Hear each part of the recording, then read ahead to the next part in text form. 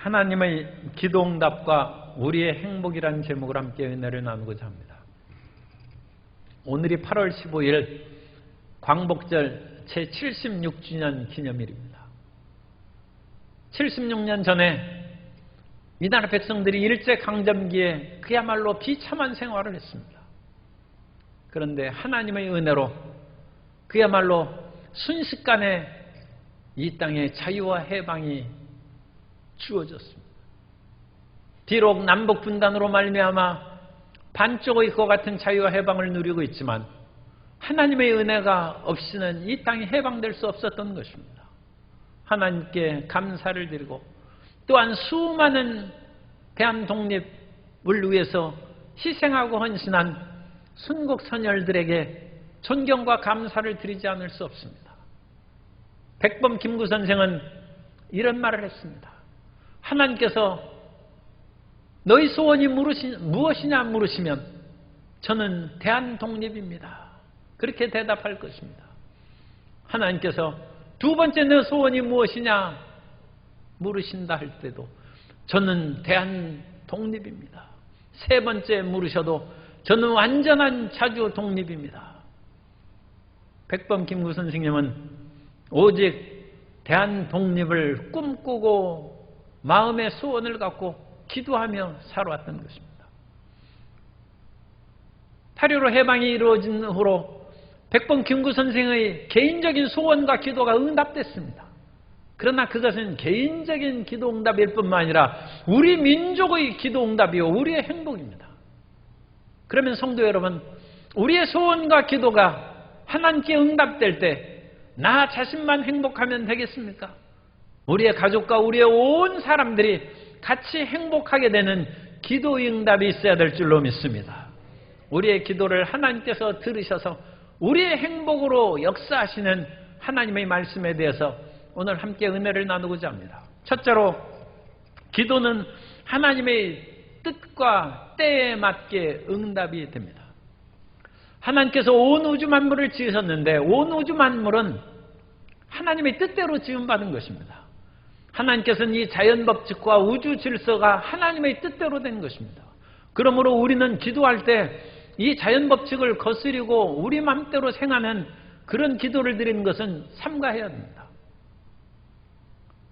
하나님께서 이 우주 질서를 만드셨으므로 우리의 기도는 하나님의 이 질서에 순응하는 기도를 드리는 것이 일반적으로 바람직한 것입니다. 스가랴서 10장 1절에 보면 봄비가 올 때 야훼 곧 구름을 일게 하시는 야훼께 비를 구하라. 무리에게 소낙비를 내려서 밭의 채소를 각 사람에게 주시리라. 이스라엘엔 건기와 우기가 있는데 비를 달라고 기도할 때 봄비를 주시는 야훼께 비를 구하라는 것입니다. 비가 내릴 때 비를 구해서 그 비가 헛된 데로 가지 아니하고 밭의 채소를 자라게 하고 산업에 유익함을 끼도록 그렇게 기도하라는 것입니다. 비가 안 내리는 하나님의 그때에 건기에 하나님의 자연법칙을 거슬려가면서 비를 내리는 기도는 조심해야 돼요. 왜냐하면 건기에는 건기에 하나님이 하시는 일이 있고 우기에는 우기에 하나님이 하시는 일이 있기 때문에 하나님의 뜻에 맞도록 우리는 기도해야 될 줄로 믿습니다. 특별히 자연법칙을 거슬려서 하나님의 역사하심을 기대하는 기도도 있습니다. 여호수아가 이스라엘 백성들을 이끌고 하나님의 약속의 말씀을 쫓아서 가나안의 그런 우상 숭배하고 범죄한 사람들을 다 무찌르고 쫓아낼 때 남부 전쟁이 일어났을 때 그때 치열한 전쟁으로 이스라엘이 승리해 나아가고 있는데 해가 기울어가고 있습니다. 이러다가 해가 기울면 모든 가나안 사람을 무찌르지 못하고 하나님의 뜻대로 이 땅을 차지하지 못한다 생각을 해서 여호수아가 하나님 앞에 부르짖어 기도합니다. 그것은 자연법칙을 거스르는 기도입니다. 여호수아 10장 13절 이하에 보면 태양이 머물고 달이 멈추기를 백성이 그 대적에게 원수를 갚기까지 하였느니라. 야살의 책에 태양이 중천에 머물러서 거의 종일토록 속히 내려가지 아니하였다고 기록되지 아니하였느냐. 야훼께서 사람의 목소리를 들으신 이 같은 날은 전에도 없었고 후에도 없었나니 이는 야훼께서 이스라엘을 위하여 싸우셨음이니라. 하나님께서는 특별한 일이 있을 때는 태양을 멈추면서까지도 그 일을 이루십니다만, 통상적으로는 하나님께서 세우신 자연법칙과 우주질서에 맞게 순응하고 그 모든 것이 우리에게 행복이 되도록 기도하면 하나님의 우주질서에도 맞고 우리도 행복하게 될 줄로 믿습니다. 그런데 우리가 하나님의 뜻에 맞게 기도할 때에도 하나님이 정하신 시간이 있어요. 그 하나님의 정하신 때에 맞게 기도가 응답됩니다. 예수님께서는 그 어머니 마리아의 기도를 응답하시기를 주님께서 원하셨습니다. 그러나 마리아가 원했던 그 때와 예수님께서 그 기도 응답을 시행하시는 때하고는 차이가 있었습니다. 그래서 요한복음 2장 4절에 보면 예수께서 이르시되 여자여 나와 무슨 상관이 있나이까? 내 때가 아직 이르지 아니하였나이다. 그리고 나서는 예수님께서는 결례 쓰는 항아리, 그 항아리에 물을 가득 부으라 함으로 그 물이 포도주로 변하는 기적을 조금 후에 행하셨습니다. 예수님은 정확한 시간에 하나님의 일을 행하십니다. 왜 정확한 때에 하나님의 일을 이루셔야 됩니까? 물을 포도주로 만드는 그것은 시간적으로 큰 문제가 없는 것 같이 보일지라도 성도 여러분, 이 세상의 우주의 질서에서 조금만 시간이 비끼고 차이가 나면 별똥이 지구에 충돌하면 지구에 큰 재앙이 나오고 이 운행의 그런 우주적인 질서가 파괴될 수가 있습니다. 그러므로 하나님께서는 이 온 큰 역사, 우주의 질서를 정확한 때에 모든 것을 시행하신 것입니다. 예수님은 하나님의 아들이실지라도 예수님께서 이 땅에서 십자가의 사역을 이루실 때 정확한 하나님의 때에 십자가에 달리셨습니다. 예수님께서 십자가의 중압감, 그것으로 인하여 마음이 굉장히 고통스러우셨습니다. 나는 내가 받을 침례가 있으니 그것을 이루기까지 내 마음의 답답함이 얼마나 하겠느냐. 예수님은 완전한 하나님이시면서도 완전한 인간이시기 때문에 우리와 똑같이 스트레스를 받으셨다는 거예요. 예수님께서도 마음이 답답하셨어요. 대학 입시를 앞두고 취업 시험을 앞두고 또 여러 가지 중요한 일을 앞두면 마음에 중압감이 생기죠. 그런데 예수님께서도 그 중압감을 십자가 사역을 앞두고 있었다는 것입니다. 그런데 주님께서는 그 모든 것을 견디면서 3년 반의 공생의 사역을 다 마치고 마지막 때에 하나님의 때가 이르자 십자가에 달리신 것입니다. 그 마지막 십자가에 달리시기 전에 예수님의 기도하신 기도를 대제사장적인 기도라고 하는데 요한복음 17장 1절에서 이와 같이 말씀합니다. 예수께서 이 말씀을 하시고 눈을 들어 하늘을 우러러 이르시되 아버지여 때가 이르렀사오니 아들을 영화롭게 하사 아들로 아버지를 영화롭게 하게 하옵소서. 그러므로 스가랴의 기도가 응답되는 것은 하나님의 때에 따라 응답되는 것입니다. 사가랴가 엘리사벳과 결혼해서 제사장입니다. 그리고 제사장의 가문에서 자녀를 낳아서 또 제사장의 사명을 수행해야 될 거 아닙니까? 그런데 이게 웬일입니까? 사가랴와 엘리사벳이 하나님 앞에 부르짖어 기도하는데 자식이 태어나지 않아요. 1년이 지나고 2년 지나고 10년이 지나고 20년이 지났어요. 틀림없이 하나님께서는 사가랴에게 아마 기다리라고 하셨을 것입니다. 우리가 기도할 때 하나님께서 기도를 응답해 주시는 예스의 기도가 있고 그것은 안 된다는 노의 기도가 있고 하나님께서 기다리라는 웨이트의 기도가 있습니다. 그럼 분명히 사가랴에게 좀 기다려라 말씀을 하셨을 것입니다. 그런데 사가랴가 한 1년쯤 기다리면 되나 10년 기다리면 되나 하는데 어느 때 보니까 사가랴와 엘리사벳이 나이가 많아졌어요. 사람이 나이가 많아지면 자녀를 낳기가 힘들죠. 그래서 아마 사가랴는 마음에 포기했던 것 같습니다. 하나님께서 분명히 기다리라는 그 말씀을 주셨으면 끝까지 기다려야 되는데 사람의 마음은 연약해져서 그것을 지키지 못할 때가 있습니다. 그래서 사가랴와 엘리사벳이 나이가 들었을 때 하나님께서 그 천사인 가브리엘 천사를 보내서 이제 그 응답을 준다고 딱 왔을 때 사가랴는 마음에 믿음이 흔들렸어요. 18절에 보면 사가랴가 천사에게 이르되 내가 이것을 어떻게 알리오? 내가 늙고 아내도 나이가 많으니이다. 그러나 하나님께서 사가랴가 나이가 늙도록 기다리게 하신 이유는 예수님이 태어나실 때에 맞춰서 사가랴의 아들 침례 요한이 태어나게 하시기를 원하셨기 때문입니다. 마태복음 3장 1절 이하에 보면 그때 침례 요한이 이르러 유대 광야에서 전파하여 말하되 회개하라 천국이 가까이 왔느니라 하였으니 그는 선지자 이사야를 통하여 말씀하신 자라. 일러스되 광야에 외치는 자의 소리가 있어 이르되 너희는 주의 길을 준비하라 그가 오실 길을 곧게 하라 하였느니라. 예수님께서 오실 때 앞서가는 그런 길라잡이가 있어야죠. 그래서 하나님께서는 침례 요한이 이 땅에 오실 것을 이사야를 통해서 이미 침례 요한이 태어나기 700여 년 전에 예언의 말씀을 주셨고 광야에서 외치는 자의 소리로 그 길을 예비하도록 하나님께서 정하신 것입니다.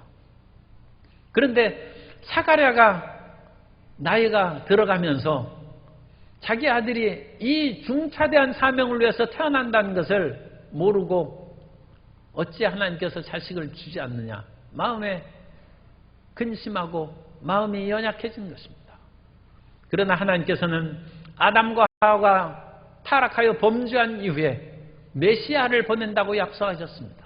창세기 3장 15절을 원복음이라고 하는데 창세기 3장 15절에 보면 내가 너로 여자와 원수가 되게 하고 내 후손도 여자의 후손과 원수가 되게 하리니 여자의 후손은 내 머리를 상하게 할 것이요 너는 그의 발꿈치를 상하게 할 것이니라 하시고, 여자의 후손으로 예수님이 오시는 것은 인류의 기도 제목입니다.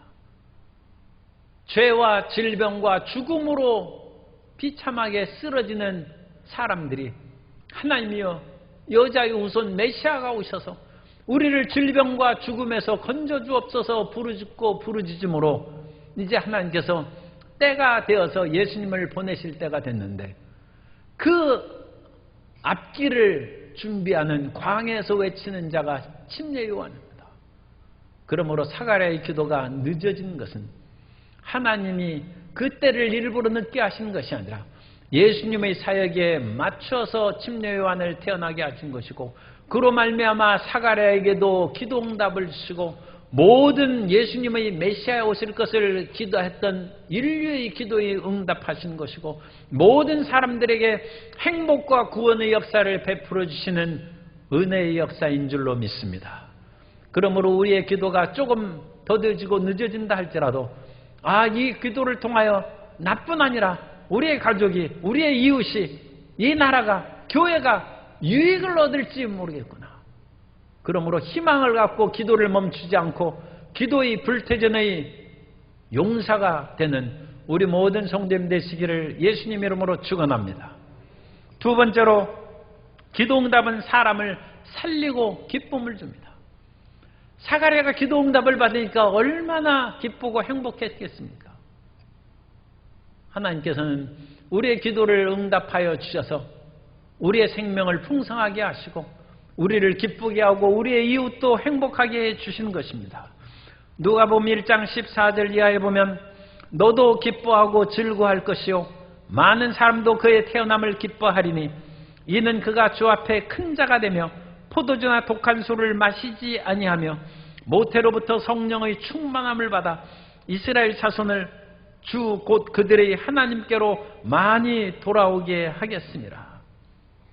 사가랴의 기도는 사가랴만 기쁜 것이 아니라 많은 사람을 기쁘게 하고 또 수많은 사람을 하나님께로 돌아와 구원받게 하는 생명의 역사가 나타난다는 것입니다. 그러므로 주님께서는 우리의 기도를 들어주시고 우리에게 은혜를 내려주신 것을 굳게 믿으시기 바랍니다. 시편 18편 6절에서 말씀합니다. 내가 환난 중에서 야훼께 아뢰며 나의 하나님께 부르짖었더니 그가 그의 성전에서 내 소리를 들으시며 그의 앞에서 나의 부르짖음이 그의 귀에 들렸도다. 하나님께서는 우리의 부르짖음을 들으시는 하나님이십니다. 귀를 만드신 하나님께서 어찌 들으시지 않겠습니까? 귀를 만들었다는 것은 사람이 들으라고 하는 것인데 하나님께서 사람만 들으라고 어찌 하시겠습니까? 우리의 소리를, 우리의 부르짖음을, 우리의 곤관 가운데 간구하는 소리를 들으시는 하나님이십니다. 따라 사세요. 하나님께서는 나의 부르짖음을 들으십니다. 하나님께서는 우리의 부르짖음 기도를 들어주신 것입니다. 한나가 자식을 낳지 못해서 오랫동안 기도를 했습니다. 그러나 하나님께서는 한나의 부르짖음을 들으셔서 사무엘이라는 아들을 주셨습니다. 우리는 사무엘 아들 낳은 것만을 잘 기억하고 있는데 그 뒤로 한나가 3남 2녀를 낳았어요. 6명이나 아들, 딸들을 낳았어요. 7명은 좀 못되지만 그것이 너무 기뻐서 한나가 이와 같이 사무엘상 2장 5절 이하에서 기도합니다. 풍족하던 자들은 양식을 위하여 품을 팔고 줄이던 자들은 다시 줄이지 아니하도다. 전에 임신하지 못하던 자는 7을 낳았고 많은 자녀를 둔 자는 쇠약하도다. 야훼는 죽이기도 하시고 살리기도 하시며 스올에 내리게도 하시고 거기에서 올리기도 하시는도다. 야훼는 가난하게도 하시고 부하게도 하시며 낮추기도 하시고 높이기도 하시는도다. 사가랴의 아내 엘리사벳이 자식을 못 낳고 나이가 많이 들었어요. 그러니까 아마 자기 평소 실력으로는 자식을 낳기가 어려웠을 것입니다. 그런데 하나님께서 하시고자 하는데 어찌 기적이 일어나지 않겠습니까? 그래서 엘리사벳이 자녀를 잉태했어요. 침례 요한을 잉태한 것입니다. 그것을 보고 엘리사벳이 살아났어요. 자기의 시든 인생에 다시 푸릇푸릇 생기갖고 꽃이 피는 그런 인생이 되어서 누가복음 1장 24절 이하에서 말씀합니다. 이후에 그의 아내 엘리사벳이 잉태하고 5달 동안 숨어 있으며 이르되 주께서 나를 돌보시는 날에 사람들 앞에서 내 부끄러움을 없게 하시려고 이렇게 행하심이라 하더라. 하나님께서 사가랴와 엘리사벳에게 자식을 준 침례 요한은 엘리사의 심령과 능력으로 사역한 사람입니다. 그러므로 침례 요한은 엘리사처럼 사람을 살리고 놀라운 기도 응답의 역사를 베풀 사람이라는 것을 예표한 것입니다. 구약 성경에서 엘리야를 보면 그 엘리야는 어떤 사람입니까? 사르밧 과부의 집에서 있을 때 사르밧 과부의 아들이 갑자기 죽었어요.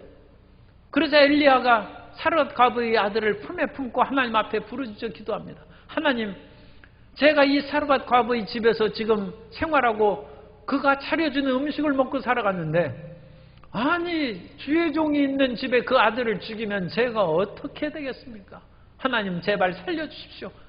부름에 하나님께서 그 죽은 어린아이의 영혼을 돌려보내심에 사르밧 과부의 아들이 살아났다고 했습니다. 엘리야의 기도를 통하여 사람을 살리는 것입니다. 침례 요한의 기도를 통하여 사람을 살리고 회복시키는 역사가 나타난다는 것입니다. 뿐만 아니라 엘리야가 살던 시대에는 이스라엘 백성들이 우상 숭배해서 하나님이 진노하셔서 3년 6개월 동안 비가 내리지 않았어요. 그런데 엘리야가 갈멜산에서 바알의 선지자들을 다 처단하고 그 갈멜산 꼭대기에서 거기에 오늘날에도 엘리야 고지가 있어요. 그 기도처가 있어요. 그래서 우리나라 사람들이 어찌나 그 숲속에 들어가서 나무를 붙잡고 부르짖어 기도했던지 얼마 한참 후에 가보니까 거기 못 들어가게 철망을 이렇게 막아놨더라고요. 그런데 엘리야가 7번을 기도했어요. 그러자 그 메마른 하늘에서 구름 한 조각이 손바닥만한 구름이 떠오르기 시작하고 그것을 보고 엘리야가 얘기합니다. 이제 큰 비가 내릴 것이다. 아니나 다를까 비가 내리기 시작해서 3년 6개월의 가뭄이 해갈되고 산천초목이 살아나고 짐승이 살아나고 사람이 살아나는 놀라운 역사가 이루어졌습니다. 그러므로 우리 성도님들은 기도하면 살아납니다. 기도해서 나 자신도 살고 이웃도 살리고 산천소목도 살리고 나라와 백성들도 살리는 놀라운 역사를 체험하게 되시기를 예수님 이름으로 축원합니다. 우리의 기도를 예수님께서는 들으신다고 분명히 약속하셨습니다. 요한복음 16장 24절에서 말씀합니다. 지금까지는 너희가 내 이름으로 아무것도 구하지 아니하였으나 구하라 그리하면 받으리니 너희 기쁨이 충만하리라. 따라서 하시겠습니다. 예수 이름으로 구하면 예수님이 들어주시고 응답해 주십니다. 예수 이름으로 기도하면 주님께서 역사하신다는 것입니다. 주님께서는 말씀으로 천지를 창조하신 분입니다. 그 예수님께서 내 이름으로 구하라 말씀하셨은즉 우리는 예수 이름으로 부르짖고 기도해서 응답받는 놀라운 기적을 체험해야 될 줄로 믿습니다. 그 모든 것이 하나님의 뜻과 때에 따라서 응답됨으로 우리가 예수 이름으로 기도하면 하나님의 정하신 때에 반드시 역사해 주실 줄 믿습니다. 세 번째로 기도는 하나님의 일을 위해서 응답합니다. 우리는 왜 기도합니까? 물으면 내 발등에 떨어진 불 끄기 위해서 기도하죠. 맞는 얘기입니다. 우리는 발등에 떨어진 불을 끄기 위해서 기도하는데 하나님께서는 우리 발등에 불만 끄는 것이 아니라 75억 이 지구상의 사람들의 발등에 떨어진 불도 꺼야 돼요. 그래서 우리 기도가 나 자신뿐만 아니라 이웃에 유익이 되는 일을 행해야지 어떤 사람에게 유익한 일을 준다고 해서 다른 사람에게 그것이 해를 끼치는 일이 되면 안 되죠. 건조한 그런 기후에서 선인장이 살아갔는데 비를 구하면 선인장은 썩어버리죠. 하나님이 때에 따라서 비를 내리시고 어느 때에는 쨍쨍이 내리쬐는 햇볕을 주어야죠. 그래야지 이 모든 것을 조화롭게 하기 위해서는 하나님의 일을 위해서 우리가 기도하는 사람이 되어야 될 줄로 믿습니다. 그러므로 우리는 나의 기도가 속히 응답된다는 속도의 기도를 하지 말고 나의 기도가 하나님 앞에 올바른 방향으로 나아가느냐 하는 그 방향, 목적을 생각하는 기도의 용사들이 되시기를 바랍니다. 우리나라 사람의 특징이고 또 오늘날 현대의 모든 기업과 현대 국가들이 속도 경쟁을 하고 있어요. 사실 속도가 좀 필요할 때도 있어요. 우리나라 의료계도 열심히 하면 백신 틀림없이 개발하는데 지금 속도가 좀 늦어가지고 다른 나라 개발한 백신을 우리가 지금 도입하려고 하니까 일이 잘 안 되기도 하고 어려움이 있어요. 속도가 좀 필요하기도 해요. 그러나 오늘날 너무 과다한 속도 경쟁으로 물질이 과잉 생산되고 그럼으로써 모든 기도의 탄소 배출이 엄청나서 지구가 뜨거워졌어요. 지구의 온난화 현상으로 말미암아 지금 자연재앙의 폭우와 폭염이 말할 수 없이 일어나고 있습니다. 지구의 온도가 1도만 올라가도 이게 큰 재앙으로 다가옵니다. 2도 올라가면 상당히 많은 이 생물들이 다 죽어버립니다. 참 놀랍죠. 지구의 온도가 평균 2도만 오르면 멸종되는 그런 그 동식물들이 엄청나게 늘어난다는 것입니다. 그러므로 우리는 속도가 아니라 올바른 방향으로 나아가는 기도를 해야 됩니다. 사도 바울은 우리가 일을 행하고 어떤 일을 시행할 때에도 올바른 방향으로 지금 이 일을 하고 있는지 그걸 기억하라고 고린도전서 9장 25절 이하에서 말씀합니다. 이기기를 다투는 자마다 모든 일에 절제하나니 그들은 썩을 승리자의 관을 얻고자 하되 우리는 썩지 아니할 것을 얻고자 하노라. 그러므로 나는 다름질을 하기를 향방 없는 것 같이 아니하고 싸우기를 허공을 치는 것 같이 아니하며 내가 내 몸을 쳐 복종하게 하면 내가 남에게 전파한 후에 자신이 도리어 버림을 당할까 두려워함이로다. 우리는 우리의 기도가 하나님의 선한 목적을 이루는 기도가 되어야 된다는 것입니다. 나의 욕심을 위해서 기도하는 것은 하나님께서 응답하시지 않습니다. 왜냐하면 그 욕심이 우리의 육신의 정욕과 안목의 정욕과 이생의 자랑으로 치달려가는 것은 세상에 빠지게 하고 타락시키는 것인데 하나님이 어찌 그걸 응답해 주시겠습니까? 야고보서 4장 3절에 구하여도 받지 못하면 정욕으로 쓰려고 잘못 구하기 때문이라. 그런데 사람들은 그런 기도를 종종 합니다. 예수님의 사랑하는 제자인 요한이 있는데 요한의 형제들이 예수님의 제자가 됐어요. 야고보와 요한입니다. 그런데 야고보와 요한은 일종의 특권층이에요. 왜 특권층이냐? 야고보와 요한의 아버지가 세베대고 세베대의 그 아내는 예수님의 이모로 생각됩니다. 그러니까 이건 친인척이죠. 그런데 이 세베대의 그 아내 야고보와 요한의 그 어머니가 예수님께 찾아와서 구했습니다. 주님께서 예루살렘의 입성에서 왕이 되시면 한 아들은 예수님 좌편에 한 아들은 우편에 앉게 해주십시오. 자기 아들을 높은 벼슬자리에 좌우에 두다는 것입니다. 그런데 예수님께서는 이런 것은 자기 자신의 욕심을 위한 것이기 때문에 좌우에 앉는 것은 하나님 아버지의 뜻대로 될 것이다. 그렇게 함으로써 그 기도를 직접 응답하시지 않으셨습니다. 만일 기도를 응답하면 다른 10명의 제자가 분노하고 그야말로 특권층에 의해서 어떤 그 자리에 들어가거나 특혜를 얻는 것을 오늘날 사람들이 다 그것은 올바르지 못한다고 생각할 거 아닙니까? 마찬가지로 예수님께서는 공평하고 정의롭게 일을 행하신 것입니다. 그러므로 우리는 우리의 기도가 우리 자신뿐만 아니라 이 기도의 응답이 이웃의 기쁨이 되고 행복이 되는 기도가 되도록 기도해야 될 줄로 믿습니다. 그런데 더 나아가서 나 자신과 이웃의 행복을 위한 기도뿐만 아니라 내가 혹시 손해를 좀 본다 할지라도 그것으로 인하여 온 가족이 행복할 수 있다면, 내가 조금 희생함으로 말미암아 대한민국이 독립할 수 있다면 희생할 수 있죠. 백범 김구 선생이 어려운 가운데서도 자기 자신을 희생하고 나라의 독립을 위해서 일하고, 윤봉길 의사가 자기 목숨을 버림으로써 대한민국의 독립의 기상을 온 천하에 떨치고, 안중근 의사가 이토 히로부미를 저격함으로 말미암아 이 나라의 백성들에게 기계가 살아있고 자유와 평화를 원하는 그 민족의 모습을 보인 것처럼, 자기 자신이 서로 해를 입고 나쁘게 된다 할지라도 내가 죽고 이웃이 산다면, 나라가 살고 교회가 산다면 그것을 행할 수 있는 우리가 믿음의 사람이 되도록 힘써야 됩니다. 사도 바울은 육체에 가시가 있었습니다. 그래서 하나님 앞에 기도했습니다. 하나님, 제가 몸이 연약하오니 주님 치료해 주옵소서. 그때 하나님께서는 말씀하십니다.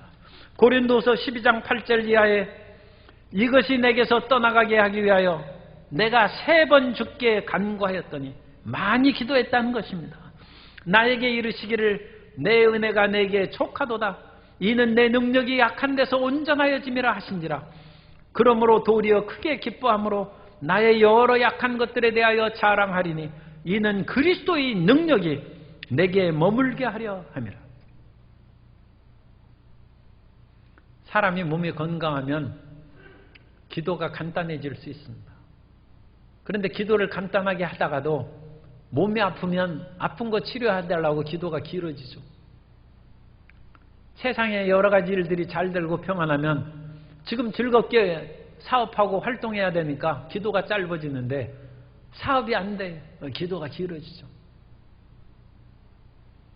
사도 바울이 약해서 그것을 위하여 기도하니까 더 기도를 1시간, 2시간 더 많이 하는 것입니다.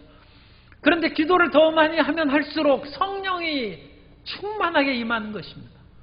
그래서 사도 바울은 기도를 많이 하니까 성령이 충만해졌어요.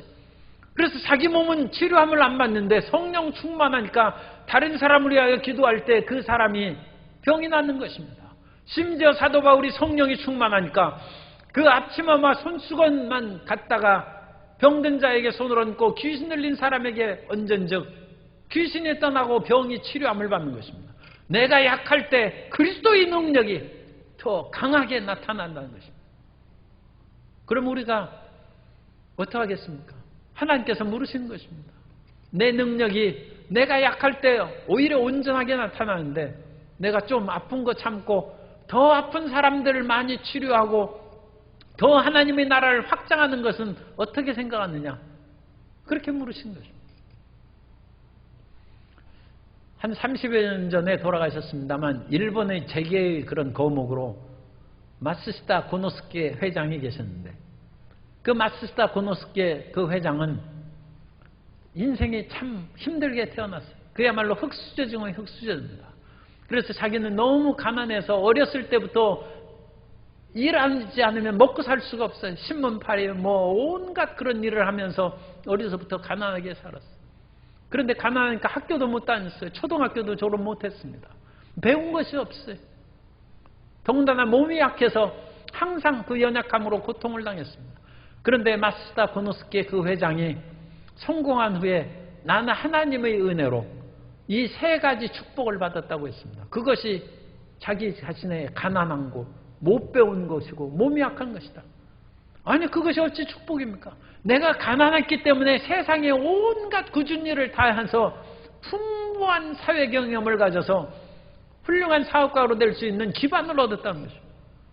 내가 배우지 못하고 초등학교도 제대로 못 다녔기 때문에 그 뒤로 자기는 겸손하게 수많은 사람들에게 가르침을 받고자 귀를 기울였고, 사람들은 1, 2대학 나온 후에는 공부 안 합니다. 취업한 후에는 공부 안 합니다. 그런데 이 사람은 맨날 자기가 초등학교도 제대로 못 다녔기 때문에 끊임없이 공부해서 나이 5, 60대였을 때는 이제 제일 좋은 대학 나온 사람보다 더 유식하게 됩니다.